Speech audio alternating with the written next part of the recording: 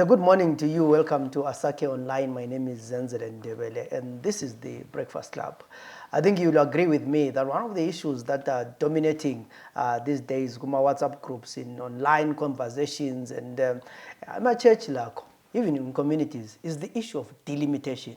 Everyone is talking about the delimitation report, delimitation that, and there are some who don't even understand what delimitation is, but we are talking about the delimitation in most of our spaces, mainly because we have elections coming up, and according to the Constitution of Zimbabwe, every 10 years, electoral boundaries are supposed to be redrawn, and this process usually follows the census, which was done, I think it was last year or in 2022, and now, after the census, we are supposed to have a delimitation report or a delimitation process that then redraws our electoral boundaries. And it is usually political, and the political emotions go up because it then determines how many wards each area is going to have and how many constituencies. And unfortunately, sometimes it's also based on voter population. And today in our program, we want to talk about this issue that sounds complex and interesting. In the program today, we have Honorable Prince Madubeko, who was part of the ad hoc committee, which was selected to seriously analyze this report and give its recommendations to Parliament. And we know that on the 17th and 18th, Parliament is going to discuss this report. And on the 20th, the President is going to be handed over this report for onward submission to ZEC. And we know that according to the Constitution, it says that ZEC has final say on the boundaries or on this issue of delimitation. And so in the program, we want to find out from Madubeko, Honorable Uti, what has been the process and what are the implications of this report? Honorable, welcome to the program. Thank you, Zenzele. It is always a pleasure to be here on this platform. So my first question to you is, you have been part of this ad hoc committee. Indeed. What was the duty or the terms of reference of this committee? Zenzele, in terms of Section 161 of the Constitution, once the Zimbabwe Electoral Commission has done the preliminary delimitation report, it is supposed to hand it over to the President, who then hands it over to Parliament for tabling before both houses of Parliament, so that Parliament then can play its oversight role in seeing whether the Constitution was complied with in the conducting of the delimitation report. So in that regard, the report was tabled before Parliament, and Parliament was summoned to come and look at it. So Parliament then appointed the Standing Rules and Orders Committee of Parliament then appointed a committee of 13 members that were to analyze the findings of the ZEC report. And it has basically only two terms of reference. The first one was to analytically consider the preliminary report on the delimitation exercise, and that it complies with Section 161 of the Constitution. And then the second one was then to report its findings and recommendations to the joint sitting of the two houses. So that has been done. The report by the ad hoc committee has been compiled and tabled before Parliament on Friday, this past Friday. And therefore, like you have indicated, on the 17th and 18th, we are then going to make sure that we debate on that report in both houses. Now, the duty of this committee is to see whether the report, in the manner that it has come, complies with the provisions of the law. And basically, there are two laws that guide Zimbabwe Electoral Commission on how it should conduct the delimitation report and delimitation exercise. These are the Constitution, which is Section 161, and also Section 37A of the Electoral Act. Now, in terms of Section 161 of the Constitution, once every 10 years, like you have indicated, the the commission should set a date upon which it should undertake the delimitation, that is the dividing of constituencies and wards, you know, in the whole of the country into electoral boundaries. And in terms of subsection 1 of the section 161, that process has to take place immediately after a census, a population census has taken place. And the requirement, the basic preliminary requirement is that boundaries of constituencies and wards in the country should have an equal number of registered voters. That is the requirement. But however, because it is not possible that the population of people can be divided equally in each and every ward and every constituency, then the constitution allows ZEC a certain variance that it has to play within, which is 20% in terms of section 161 subsection 6, a proviso of it. So it can then play around within 20% of differences between wards and constituencies in order to take into consideration a number of factors that are also provided for in terms of the constitution. And these factors will include the physical features. You know, you cannot have a boundary cutting across a river. You know, it cannot be seen a boundary cutting across maybe a mountain and things like that. So we have then at times, as they draw, to have to follow those physical features. They have also to consider means of communication. For example, if your electoral boundary cuts across a river, when the other side people cannot communicate to those that are here, they don't have to look. So they have to look also at the population itself. So after then we look at the report, we observe whether all these requirements of the law are complied with. And then as Parliament, we make our recommendations. The President is also entitled to make his own recommendations within those 14 days. And then ZEC is given an opportunity to look at the recommendations that came from Parliament and the President, and then effect any changes that are possible from those recommendations. But whatever decision that ZEC takes is the final decision that will be taken in that report. So basically, that's the process. In this instance, ZEC has power, because you refer to this as recommendations. So Indeed. they can decide to reject all these recommendations and still go ahead with their report. Indeed, in terms of the law, ZEC has got power to simply reject the recommendations and say, yes, we have taken into consideration for one reason or the other, we are not able to effect your recommendation, and this is our final position. But I believe whether recommendations are rejected or not by ZEC, they inform the processes of delimitation in future. Some of these things, even if their recommendations are meant for posterity, they are really not meant to be effected right there and there. So the other thing that you have highlighted, that your duty or the committee was to make sure that this report abides by the Constitution and the electoral laws. Indeed. And in your deliberations, did you come to a conclusion that this preliminary report followed the Constitution? In our recommendations, we started by making observations of certain things that we feel that did not really meet the threshold that is required by the law. So you realize that in our report we made about 11 recommendations, and we made about 11 observations, and we made about 4 recommendations.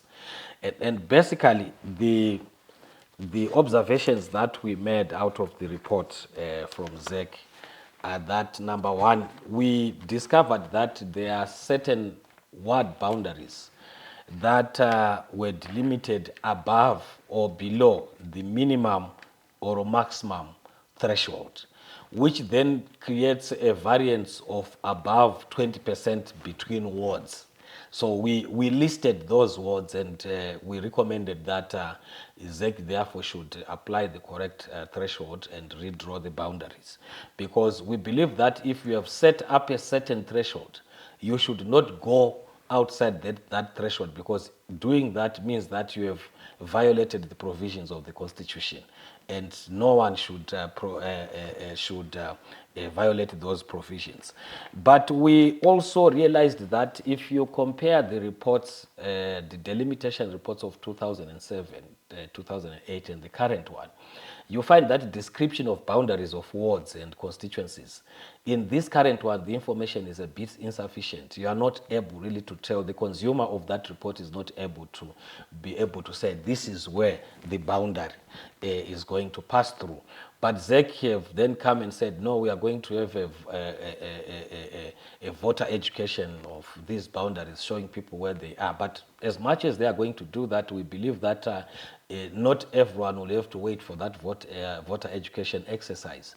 People should be able to tell from the report itself to say, in my ward, this is where the boundary goes.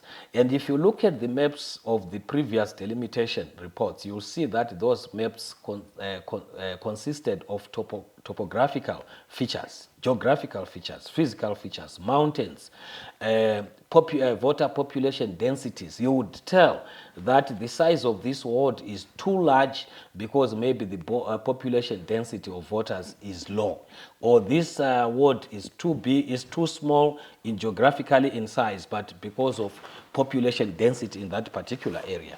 Now, the maps that we got in the current exercise don't have all that, and therefore it becomes really user unfriendly in that regard. And the coordinate system that they used is so complicated. It's not one that you can simply go onto your Google map and say, let me put these coordinates and be able to tell where you are going. It's highly complicated. It wants people that are sophisticated in that area of expertise for you to be able to tell where the boundaries will be going. So those are some of the observations that we made. So some of these issues, like when you talk about threshold, one of the interesting things that I found as part of your observation, you said ZEC used voter population instead of the census population.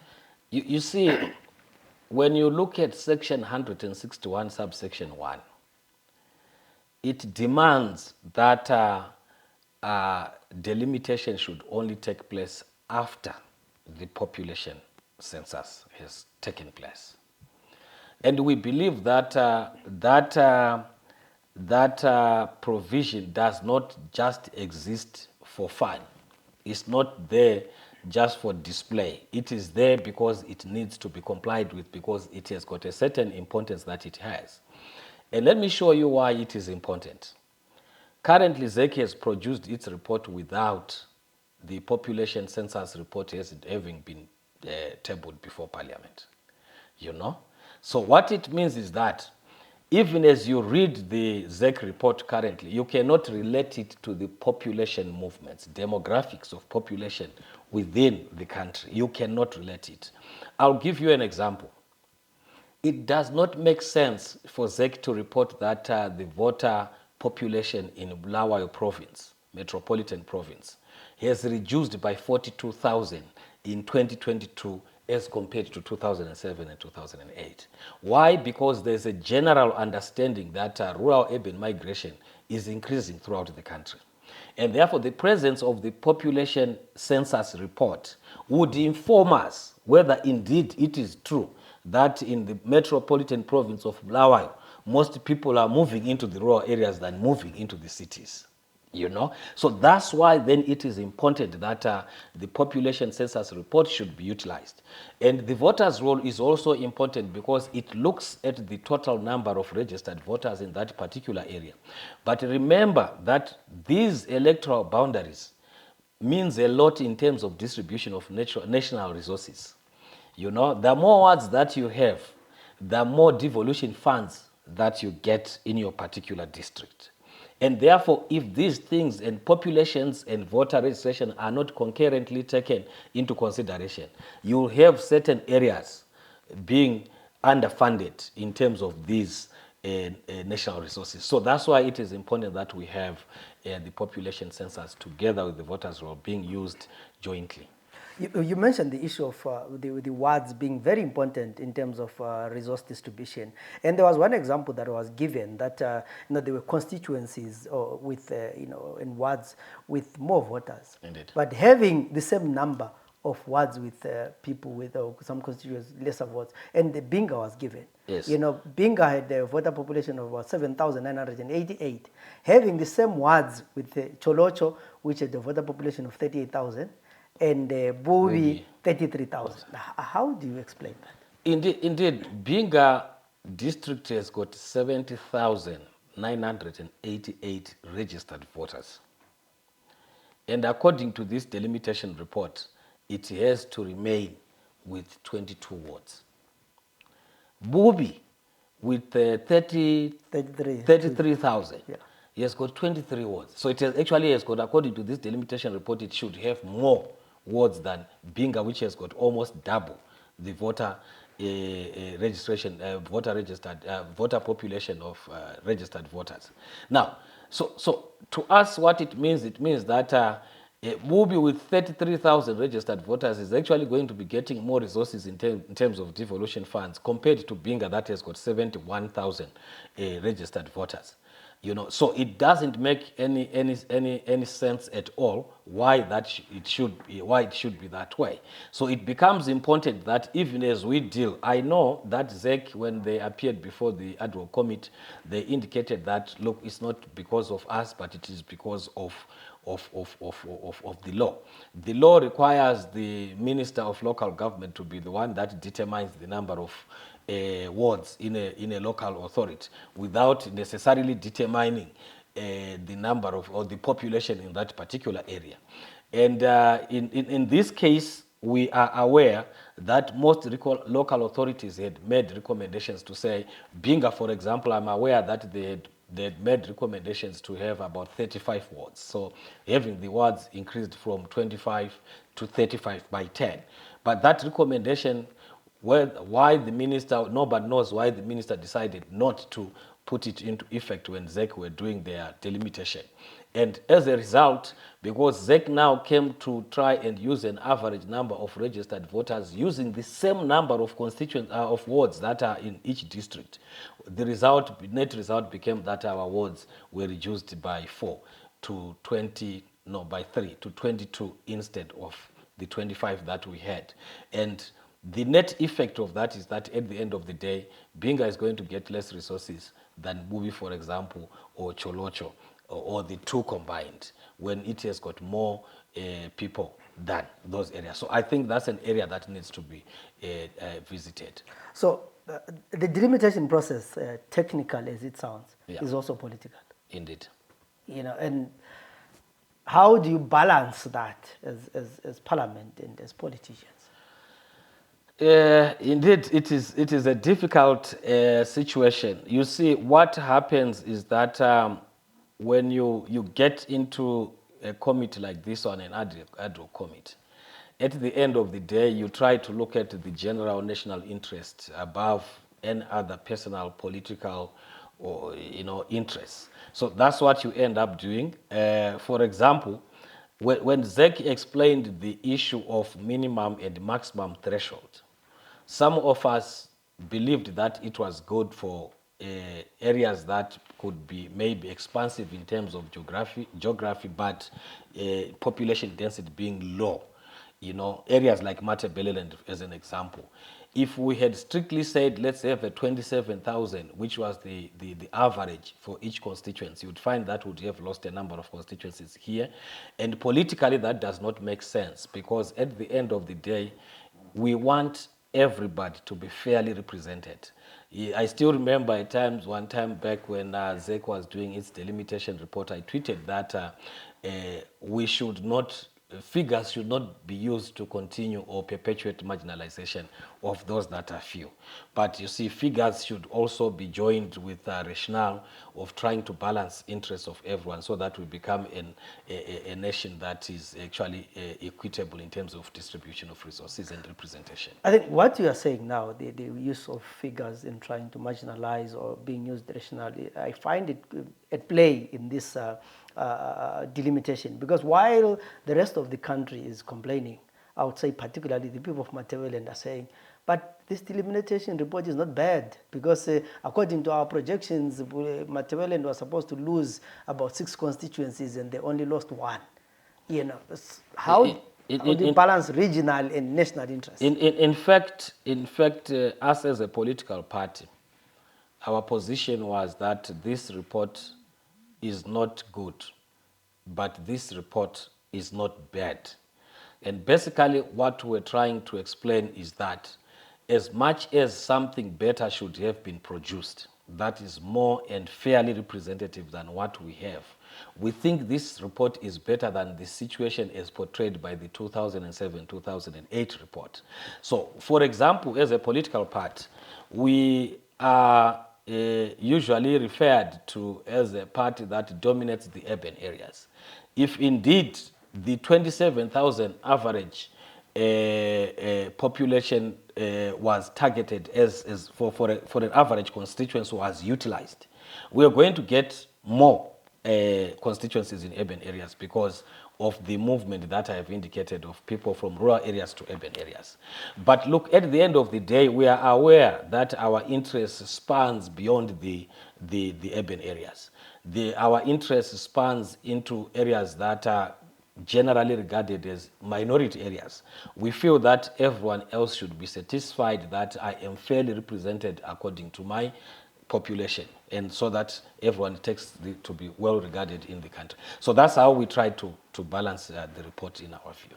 The last delimitation report was done in 2007, Indeed. I think. Yeah. Indeed. And now it's more than 10 years. 15 years to be. 15 years to be Yeah. specific. Yeah. Yeah. And you have a situation whereby this current report has to be tabled or finalized by 26th of February, failure to which you go back to the 2008 report. So what would you choose? The current report or the older one? You see, the old report has got huge problems. You have got constituencies like Epworth, Harare South, that have got over 70,000 registered voters as a constituency. And then you have got constituencies like Gutu, I'm not sure whether it's Gutu East or Gutu South, that has got 15,000. Honestly, you then have got a member of parliament who's representing 14,000 people being called to have an equal vote with another who is representing over 70,000 people. That becomes an equal representation. And therefore, the 2007-2008 report, in my view, is not an option. And that's why you realize that the recommendations of the report were toned down, to try and say, can you try to implement, ZEC, can you try to implement within the time frame that is left these recommendations that are implementable? And we have the current report as amended after the recommendations being the report that should be used for the 2023 elections, because at least it has got a near truth distribution of registered voters in the country than the 2007-2008 report. Do you believe ZEC has the time frame to actually conclude this before the next election? I think it is calculated. The time is well calculated. I think ZEC will have time to input the recommendations that will be put by Parliament by next week, and then making sure that it is gazetted before the date of the elections is proclaimed. We saw some, can I call it a sideshow, where there were people who were trying to go to court to stop the process, and the letter surfacing of ZEC commissioners saying no, that they need time to deal with the report. They didn't sign the final report. Do you think this would have a bearing on the final report, and it might actually delay this whole process? In my view, like you have rightly put it, those are sideshows. And that's why you see that the committee itself did not take into consideration that those sideshows and the letters, despite the fact that the letter indeed came to the desk of the ad hoc committee, and it was the ad hoc committee was able to see it and go through it, but it was just a sideshow. The author of that letter is a very learned person who understands the processes that can trigger a reaction from Parliament. Okay, a letter does not trigger Parliament to do anything except to simply respond to you and say, well, we have heard what you have said, but only a petition in terms of the law is the one that can make then Parliament to take some kind of action or a court order. So it was indeed a sideshow. On whether it is going to affect the delimitation report is something that I cannot tell. we will wait to see whether those that have written to Parliament and to the President will indeed make good their threats to go to court, and then we'll look at it when it comes. We'll cross the river, we'll cross the bridge when we get to the river. So let's say when the parliament debates this report next week, Yeah. they totally reject. I mean, the ZANU-PF has the majority, and then they say ZANU-PF says no, as the parliament, the majority has rejected this process. What happens? If you look at the law, Parliament has got no power to reject the report. It is not empowered to reject the report. What Parliament can only do is to recommend and say, may you effect these changes. And as the law then says, once Parliament has made those recommendations, the decision on whether to effect them or not lies with ZEC. So Parliament cannot reject the report at all. It doesn't have power to do that. It simply has got power to recommend. So we are likely to have the elections using the new delimitation. I foresee, barring anything unforeseen, I foresee this report seeing the light of day and people going for elections under the new boundaries that have been proposed by ZEC with minor changes, possibly that might be effected after Parliament would have made its recommendations. As we conclude this program, I want to ask that you were working with people from ZANU-PF and other parties. How was the experience? Were you guys agreeing, or every party comes with their own position? It was an emotional exercise, very emotional exercise. You are aware that I went in there as the sole member of the real opposition, if I can say, out of 13 members. But I'm grateful that out of 5 recommendations that we had made as a political party, 4 are basically covered by this report. The only one that raised serious emotions was the one on the voters' roll, because we believe, and we still strongly believe as a political party, that there is no way a committee can exercise oversight over a report that speaks about figures without seeing the source of the raw data, which is the voters' roll. So it is my view that any oversight that has to be undertaken on a delimitation report should be accompanied by a voters' roll, should be accompanied by a census report, so that we are able then to determine whether indeed in Madubeko North there are 370,000 registered voters, and whether indeed we can say Madubeko North voter registration to adult population ratio is about 81% of adult population having registered to be voters. So you can only tell that if you have got both the census report and the voters roll. So I think that was the only point of departure that we had in the committee. Otherwise, everything else I think was done extremely well under some kind of consensus by the parties. So you raise a very important issue. You said as Parliament, yes, discussing population and registered voters. Yes. Without the voters roll and the census report. It's really sad that it happened that way, because initially the committee, when it met on its inaugural meeting to really set the procedures that we're going to follow and the schedule of sittings, one of the things that, some of the things that were requested that ZEC should provide was the availability of the voters roll, and also that the census report should also be availed. But unfortunately, for one reason or another, those 2 documents were not provided. And in my view, if the committee is currently asked, where are you, did you verify these figures? The committee will simply say, no, we relied on the figures as provided by ZEC. If ZEC mischievously decided to, reduce the registered number of voters, for example, in certain specific areas, or notoriously decided to reduce the population of people in certain areas, nobody will be able to tell until and after these 2 reports are publicly available. So do you know the cutoff point of registered voters, when they stopped including registered voters? Indeed, according to them, the delimitation voters roll was the one that was cut off on the 30th of May 2022. So in our view, we were then supposed to be supplied with that voters roll because that one is there. It is a voters roll that is there, which ZEC is in custody of, and therefore they were supposed then to produce it so that members will be able to verify for themselves that indeed in this area there are so many registered voters, while in that other particular area there's a certain different number. My final question to you is, why is it so difficult for ZEC to make available something that is necessary as the voters roll? You know, ZEC dives and dodges when you talk about a voters roll. They appeared before the ad hoc committee, and the question was presented before Justice Chigumba on why the voters roll is not availed. Her response was that a voters roll is not a standing document, it's a moving document, because data changes each and every day. So when a citizen is requesting for a voters roll, they should ask for a specific voters roll. For example, the delimitation voters roll, that one is there.